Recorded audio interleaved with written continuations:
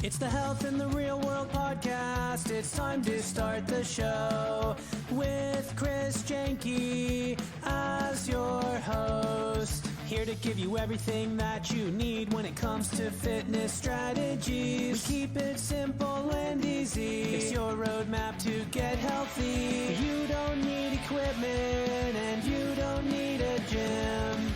Just the right strategies to get you fit and trim. The Health in the Real World podcast is sponsored by... You ever notice that life just seems to go by so fast, and before you know it, a new calendar year starts?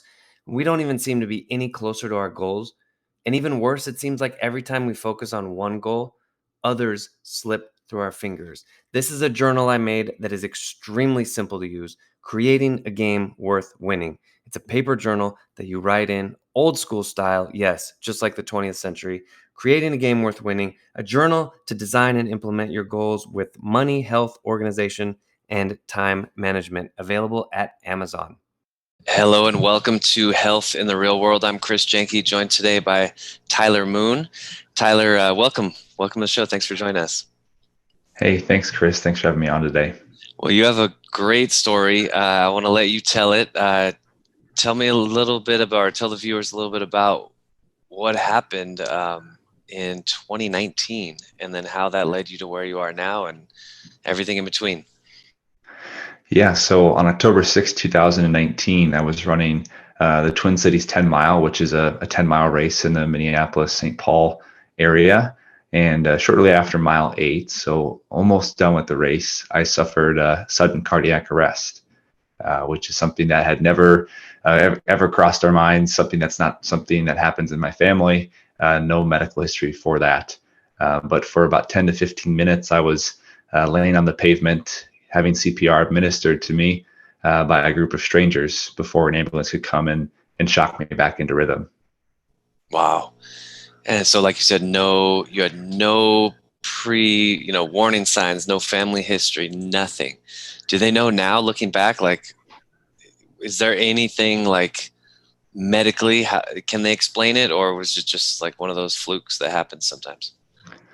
Yeah, so right away they didn't really know. It was kind of one of these incredibly shocking things. Throughout my life, I've been involved in lots of different sports, and in college I played football.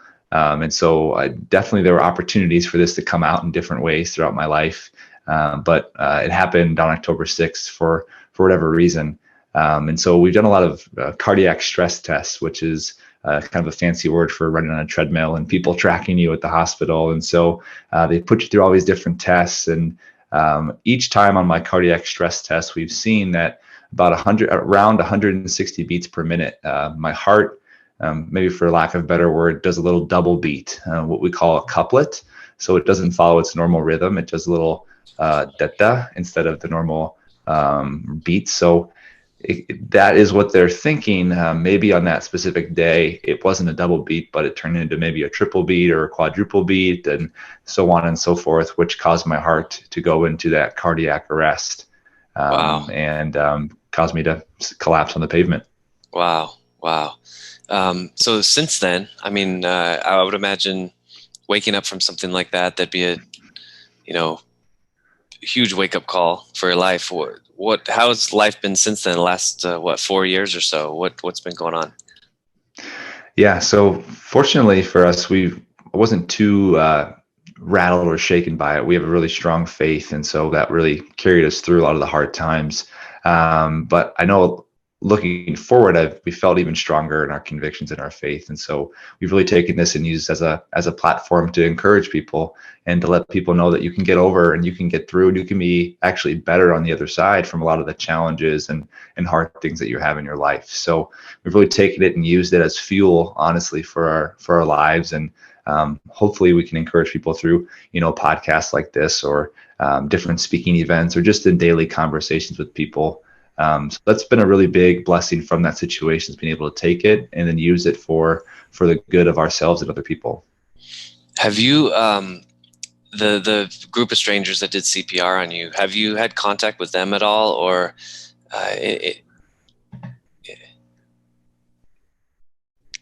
Yeah, I've been able to connect with them. So right after everything happened, they had a dinner that was all planned out, and we were able to go to that and meet everybody. It was kind of a banquet that they'd already had planned for the running organization, but they kind of bolted us on because we were the special event of the weekend, I think, with all the Right. stuff that happened. So I was able to meet a number of them. And then since then, we've been able to contain or maintain contact with a few of them as well, through Facebook or even just through hanging out, meeting some people. It's been a pretty unique relationship to be able to meet these folks. And, the words thank you seem kind of short when you say them to those people. Right. But it's pretty special and the unique relationship that I have with that group of people. Man, yeah, I would imagine that'd be amazing. I mean, group of strangers, and then great for them too, just to know that you're okay, you're living your life, and you're spreading that message of hope and recovering from that traumatic event. For sure. Yeah, Yeah. for sure. We've actually been able to connect with one of them in particular, and have dinner with him every once in a while, and we know his kids and things like that. So just another one of those things that we look at is a big blessing from that situation, that even though it was hard, and it still can be hard some days working through some of the trauma of that weekend and that event, seeing the bright spots and the silver linings throughout everything has been really helpful for us. Yeah, that's awesome. So what is, you mentioned you played football, you were healthy, you're running a 10-mile race, so you're obviously, healthy habits before this happened. Has there been any change since the event? Or, what does your life look like now as far as how you're investing in your own health? Yeah, so maybe give you a little more context of who I am. So I played football in college, but I actually was an offensive lineman. And for those that are watching are looking at me going, he's probably wasn't very good, because he's a pretty tiny guy. He's and, a tiny. pretty small. So actually after school, I lost about 90 to 100 pounds, and mostly it was through working out, and then running was a big part of that as well. So that was kind of my first introduction to running, was just to try to get my weight in a healthier spot, which kind of got me into, thinking about running. And I saw my brother-in-law, he ran a marathon the year before I did my 10-mile race. So that was kind of the impetus for doing the competitive running. But since my cardiac arrest specifically, I actually had surgery to put a defibrillator in. And so my defibrillator is always tracking me and making sure that I don't go out of rhythm, just in case something were to happen. It would shock me and put me back into that normal heart rhythm. And the one limitation, I guess, from that is that I can't do crunches, which is something that was a little bit different. So lots of plank work if I want to do abs or something like that. But I'm still able to run, which is pretty exciting and fun to do. I don't really have any limitations besides just making sure that my wife or someone knows that I'm out and about doing something, just in case something is to happen. So I'm tracked pretty hard whenever I do something, but it's good to know people are watching over me. Yeah, that's fantastic. And very different lifestyle, right? Going from a lineman to a distance runner, right? Very different, set of muscles, very different demands on the body, and definitely different outcomes, right? That's being a lineman, you just have to eat, right? Like you're just eating like crazy, I would imagine. And to lose almost 100 pounds, what was that experience like? Yeah, it's funny you bring up just eating. When I came into school freshman year, I was like 240, 250, kind of played tight end and blocking tight end. Wasn't much of a speedster down the field, but they moved me down to tackle, and then shortly after moved me to guard. So each time you get kind of closer to the ball, you get a little bit bigger, and they ask you to keep eating. I remember after my junior year, our coach always brought us in for kind of a postseason interview, talk about strengths and weaknesses, things you can improve on. And I was at that time about 260. And he looks at me and just goes, I need you to gain 15 pounds. And I think my mouth just dropped open, because I was like, man, I don't know if I can gain that much in a year, because it's a lot of weight, and especially when you're also working out at the same time. So a lot of carbs, a lot of seconds and thirds and things like that, which is a totally different mindset, out of college. You kind of have to just think about, I'm not wasting, I'm not burning that many calories anymore. So I need to focus on healthy portions and one plate at a time kind of thing. So definitely was an adjustment. And fortunately for me, I actually moved away from the Midwest for a little bit. and I didn't have many friends. And so I honestly just worked out a lot. There's not really any secret to it, but I had a lot of time on my hands, and I prioritized getting out for a run and eating healthy, and trying to just take it day by day, which was a long process. It's taken me probably 3 or 4 years to really get down to that, 90, 100-pound difference. And so hoping to maintain that for the rest of my life in a healthy weight. Yeah. I would say, it's definitely you're at 260. You're already at 260, and your coach says you need to gain 15 more pounds. It's not exactly the healthiest position on the football field, right? Like you can afford to gain. It doesn't have to be muscle, right? Like your coach would probably be fine if it was all fat. Like it really doesn't matter. So what a transition that must have been, though. You're going from being actually rewarded by your coach for very unhealthy habits, right? Seconds, thirds, lots of carbs, just eating. There's no ceiling, right? I'm sure if he would have gained 25 pounds, he would have been even happier, right?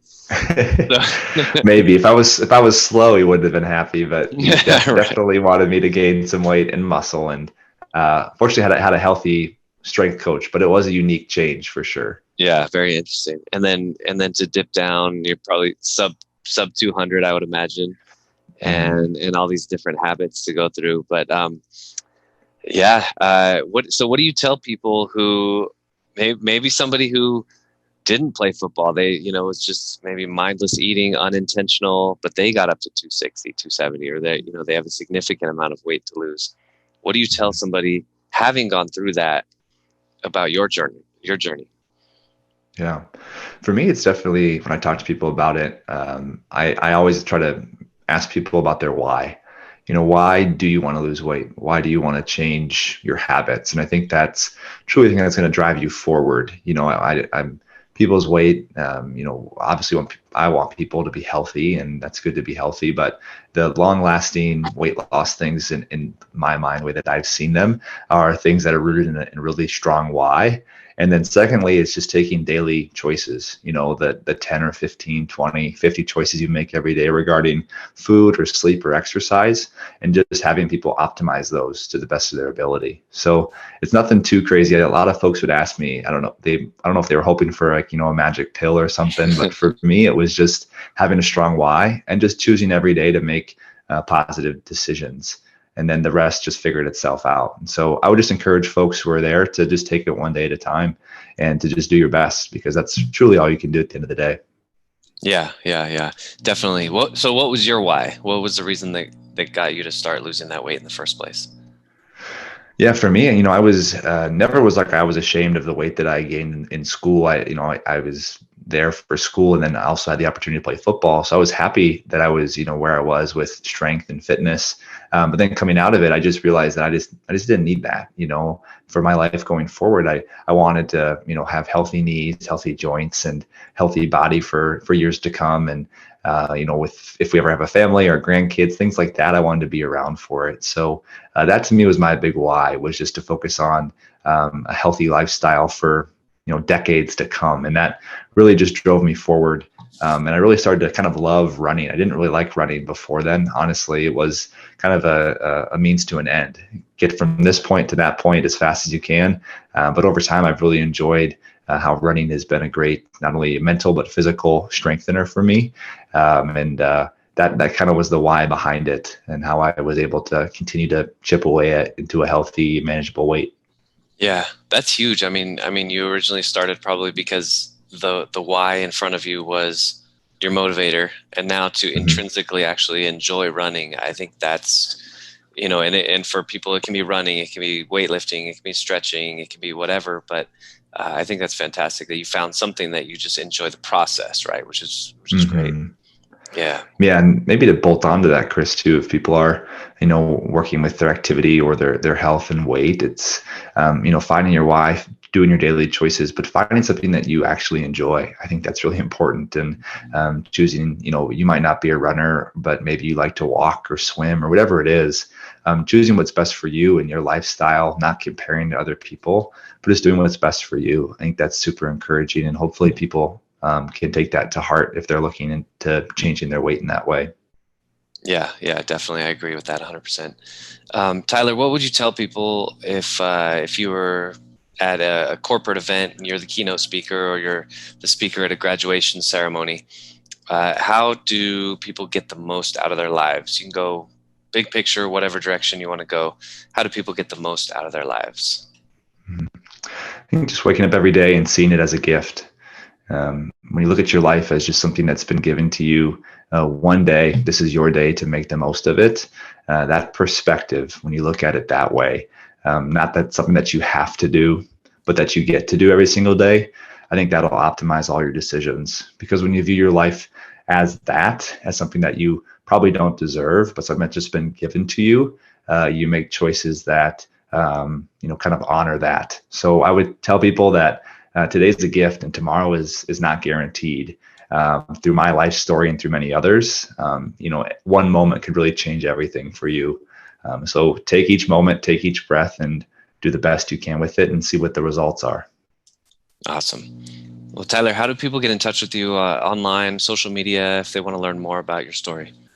Yeah, so I'm on LinkedIn. That's kind of a main way to get in touch with me from like a business professional standpoint. So Tyler Moon, I work for General Mills, so that's kind of a good keyword takeaway for the LinkedIn. We also have a kind of a Instagram page. So it's Moon Family Ministries. So it's all one word, Moon Family Ministries. So that's a way to get in touch of us, get in touch with us, get a hold of us as well. So those two are the best way to do it. Nice. Real briefly, talk a little bit about Moon Family Ministries and about what you guys are all about. Yeah, so we're just a Christian organization, a Christian ministry that we hope to encourage people to live their best life. And so we have a few different ways that we do that. Public speaking and podcasting is one way that we do that. We're also as well working with, we have a dog, so we're hoping to get our dog therapy certified and trained to be able to go into hospitals and different places like that to help people that are also in crises and to use those for the better of society and the world. So we definitely are focused on our faith and faith in Jesus. And so we'd love to share that with folks if they're interested in connecting with us online. Very cool. Very cool. Again, we're talking today, Health in the Real World with Tyler Moon, Moon Family Ministries. Tyler, thank you so much for sharing with us today. Really appreciate you, and really, really glad you made it through this and got some learning on the other side and are choosing to help people through their tough times. Awesome. Thanks, Chris. Thanks for listening to the Health in the Real World show. Make sure to like and subscribe and comment down below. Visit mycorebalance.com to learn more.